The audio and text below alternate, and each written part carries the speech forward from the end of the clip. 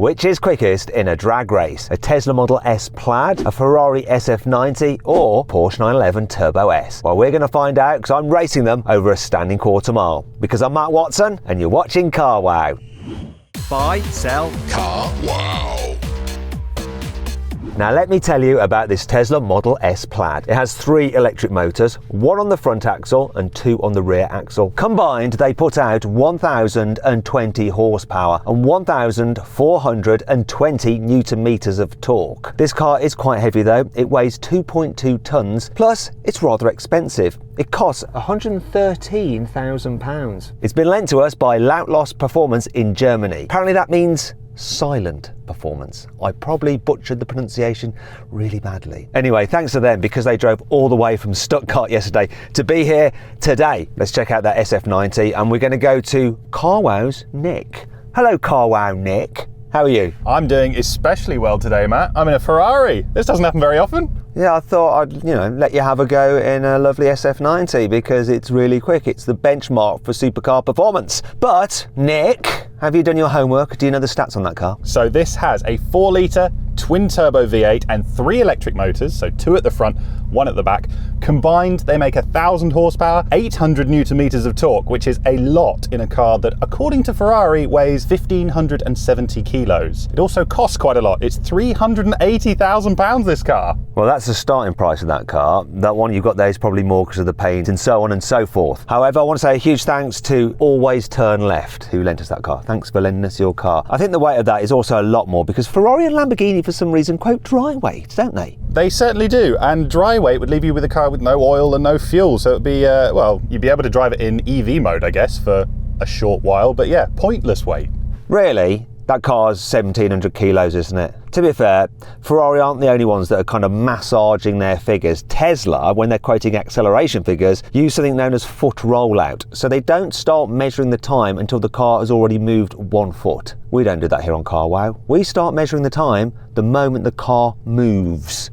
Anyway, let's find out about the Porsche. Hello, Car Wow's Rory. Do you know the figures on your car? Hey Matt, yeah, so it has a 3.8 litre twin turbo flat 6, produces 650 horsepower, 800 newton meters of torque, which goes to all 4 wheels via this 8-speed dual clutch gearbox. Porsche says it weighs 1,640 kilograms and it starts at £180,000. Do you know what, Rory? You just reminded me of something that Nick forgot. What's the gearbox in that Ferrari? No 100% for me on that homework. Yeah, the gearbox, 8-speed twin clutch gearbox. You got that bit right in the end, so yeah, you've been downgraded. It's a B+ instead of an A, which is what Rory got. Congratulations, Rory. You're my favourite. Teacher's pet. Anyway, if you want to compare these cars' stats side by side, just pause the video now. Anyway, if you haven't done so already, make sure you subscribe to this channel and hit the bell icon to turn your notifications on. That way you won't miss our next upload, which is going to be really cool. I'm filming it later today and it involves this car again, but you won't believe what we're putting up against. So make sure you're subscribed, okay? Now before we race, we're going to do the customary Car Wow sound check. So I'm actually going to let the Ferrari go first. Nick, let's have a listen to your V8.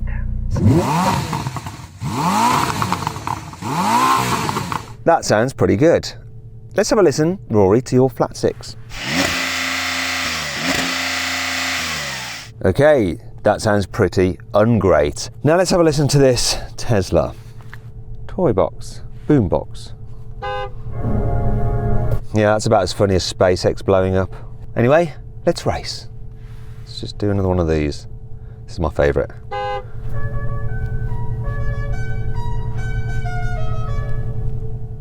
Ha ha ha ha ha ha ha ha ha. 3, 2, 1.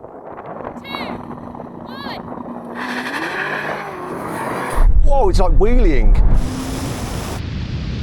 It wasn't putting its power down then. Oh, I'm ahead of the Tesla. That turbo has got away better than everyone else. This is so close on the line. Whoa! I tell you what, you cannot fault that Turbo S for its ability to launch. It hooked. The way it hooks up is incredible. It did really, really well there. Ferrari, what was your launch like? Launch was, well, I thought the launch was brilliant. And then I looked to my right and I saw that Turbo S ahead of me, which should be impossible, but pulled him in, got ahead of you, and oh, that was close at the line, wasn't it? This didn't hook up properly, cold tyres, it can do better. And I reckon if I get the proper launch that this can do, I'm definitely going to have you. 3, 2,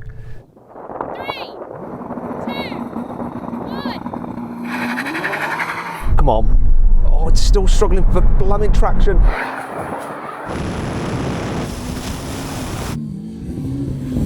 Where's that Ferrari? The Ferrari's dropped.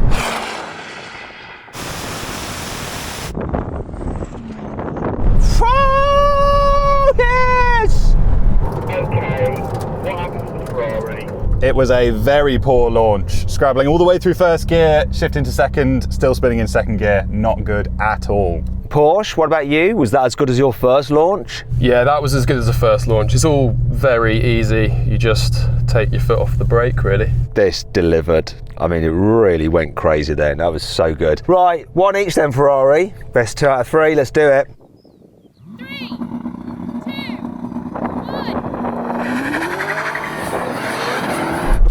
Come on, Tesla! That was much better.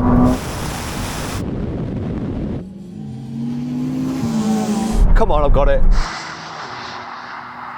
That is an incredible launch.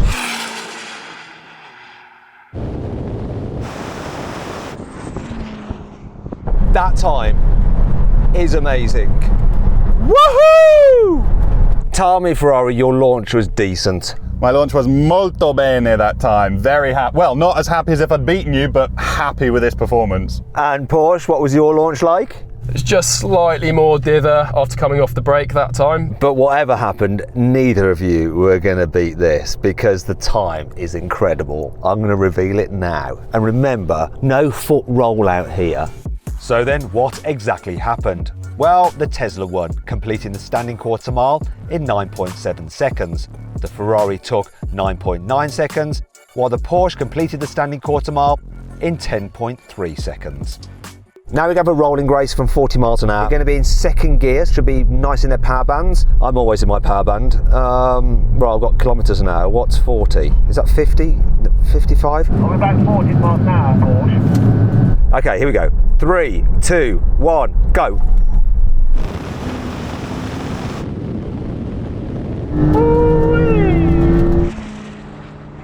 That Ferrari ain't going to catch me. In fact, I'm gapping him. Oh my God, Ferrari, you got utterly dicked on.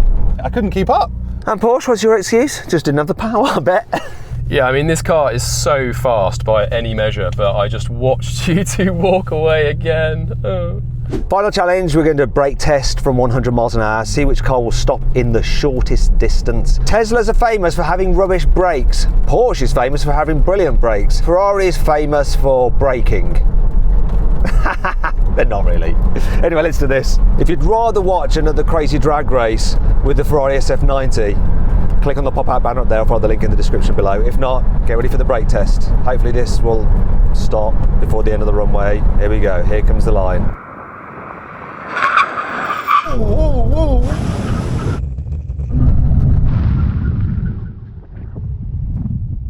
I am shocked at that. I thought this would have been so much worse than the Ferrari and the Porsche. Granted, the Porsche is like a car's length behind, but the Ferrari is pretty close. I was pushing that pedal so hard, I swear I heard a creak from the footwell. That Tesla, that's a surprise.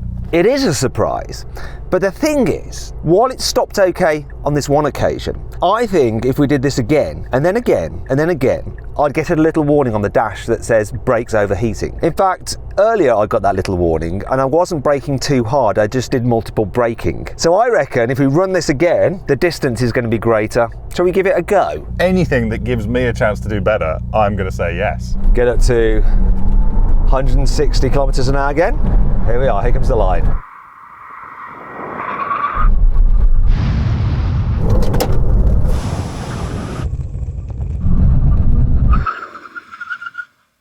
That's more like it. I've got it. Brakes too hot, braking performance reduced. And I've noticed the distance between the Ferrari has increased. Though bizarrely the distance, oops, I pressed the horn accidentally because of the stupid location of the horn. I don't think the Porsche did quite so well that time. No, I mean, from in here, I pressed the pedal just as hard, but it seems, yeah, the Ferrari did better this time. Now, I would like to run that test again, but I won't because you might be getting a little bit bored, but I don't think the car wants to do it. Let's just leave it there. Anyway, so impressed by the performance of this car, and on single braking requirements, it stops pretty blooming well. It's just that if you're driving it fast on a canyon road, you are going to overheat those brakes really quickly.